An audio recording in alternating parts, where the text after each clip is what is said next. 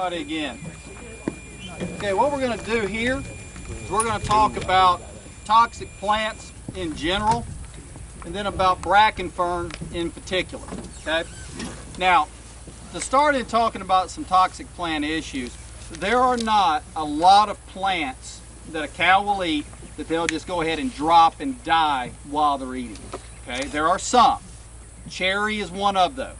Okay, I've seen cows eat cherry and never walk away from it, particularly if it's a downed limb that's beginning to wilt a little bit. They are extraordinarily toxic. The toxin there is cyanide, and it doesn't take much and it doesn't take long. But by and large, if you're having cows that are getting in to toxic plants, what you're going to see is just a general decline in these animals. Maybe their coat doesn't look like it's supposed to. Maybe they're not eating like they're supposed to. They're not breeding back when you think they ought to. They're just not gaining weight at the same rate as the others.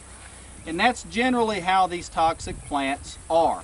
Now, some plants are cumulative. Every time they eat some, they stair-step down and never recover.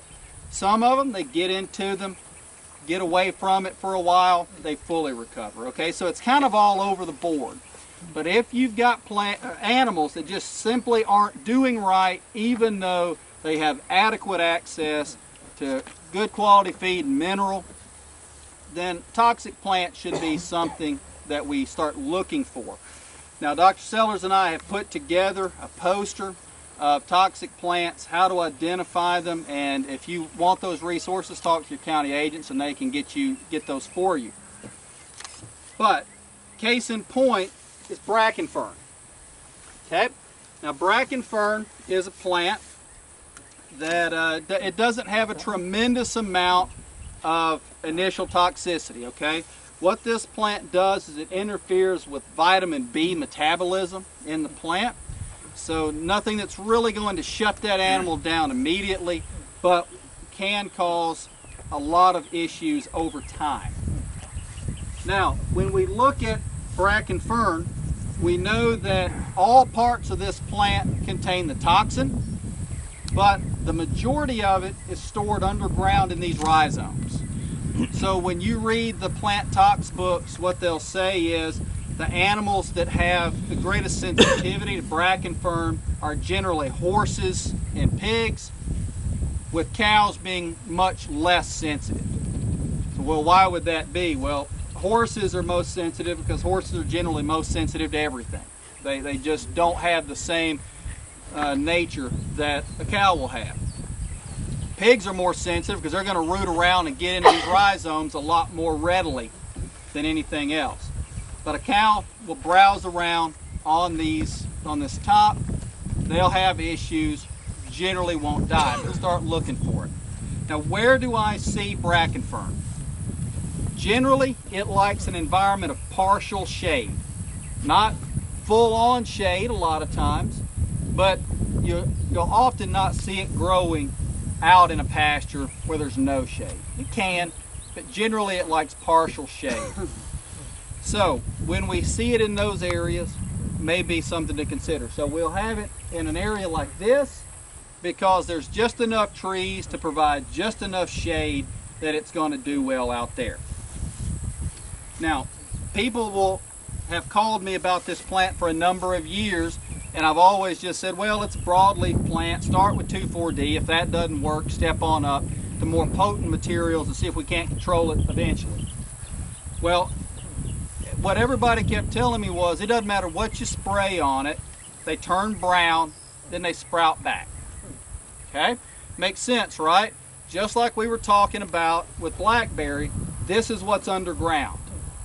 Large rhizome underneath the ground, large woody structure that's perennial. So killing this is not the issue. That's not the goal. The goal is to kill this. So, here we go, broadleaf plant. Well, why isn't 2,4-D working? Well, the first thing to think about is this isn't a normal plant that we like to think about when we think of normal plants, okay? This is not a flowering plant. It doesn't make seed, and it doesn't do the things that we generally think of with normal plants, like Bahia grass. Makes a seed head, flowers, make seed. Well, this doesn't do that. This is a fern, okay? It's basically closer kin to a pine tree than it is to Bahia grass. All right, so it's a fern. It doesn't flower in the traditional sense, and it doesn't make seed. This reproduces by spores. So it's a totally different type of plant. So at that point, you start sort of saying, yeah, it kind of makes sense that our traditional broadleaf herbicides aren't that effective. So we put out some trials in 2 or 3 places across the state. What we found was everybody had been telling us they were exactly right. 2,4-D, Weed Master, Remedy, Pasture Guard. Didn't really matter what the product was. You spray it, 100% brown out of this within 1 month. Come back 6 to 8 months later, zero control of this. They'd all come back. Okay? But what we found was that metsulfuron, which is Cimarron, Ally, and many others, as well as Telar, highly effective. Okay? So, with our ferns, old world climbing fern, Japanese climbing fern that we have a lot of down here in the trees, growing in swamp heads, we have found that metsulfuron is effective on that fern. We too have found that it's effective on this fern.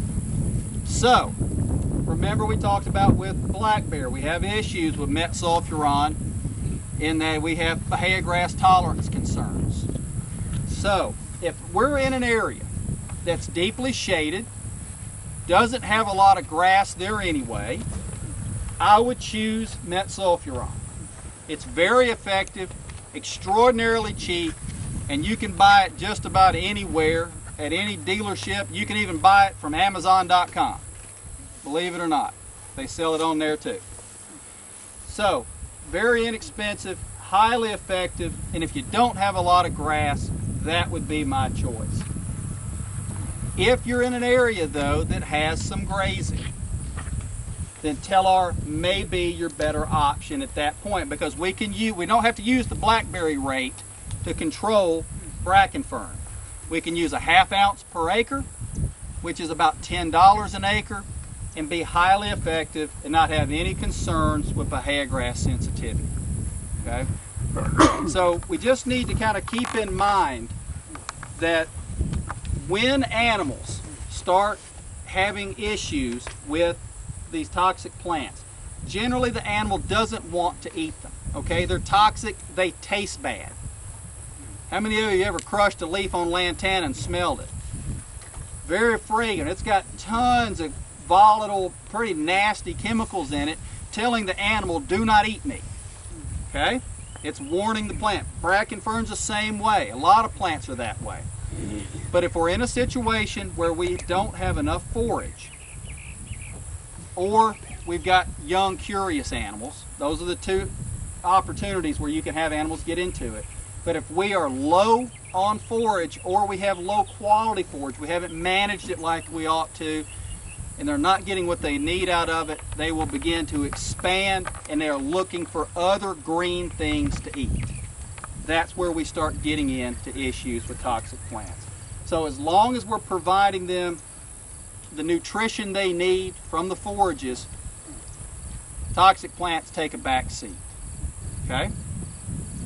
So, questions about these or other plants?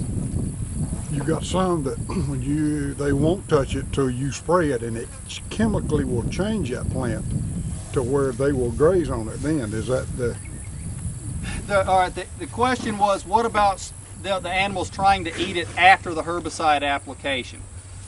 Yes, that can be an issue, because as those plants begin to die, they start curing, kind of like a hay curing process. And yes, some of those volatile chemicals, some of those bad tasting things can decrease in that curing process. Meanwhile, the toxins remain. Which plants does that happen on? Well, some, but not all.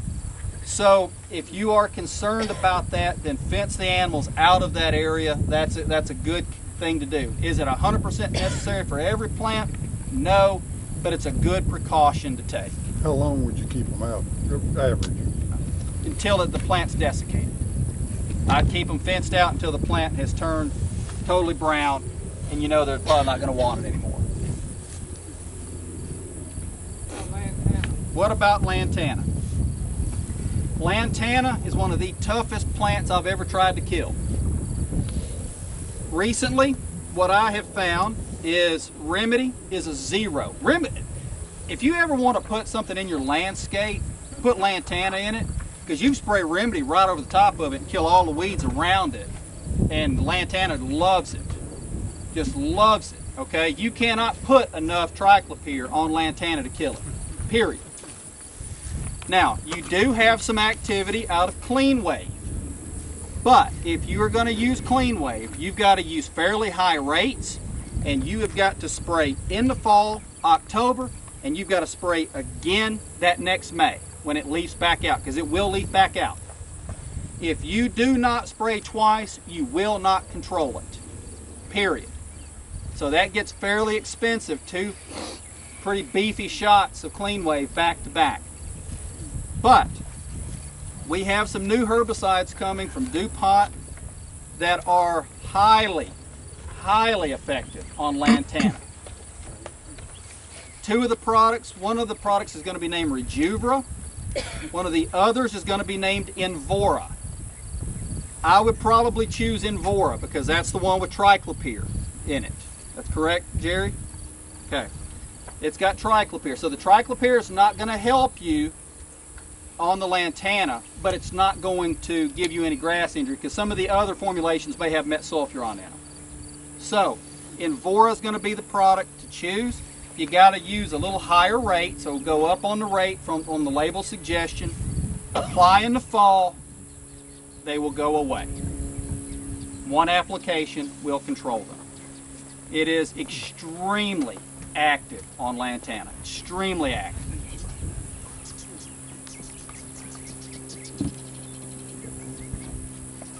Other plants.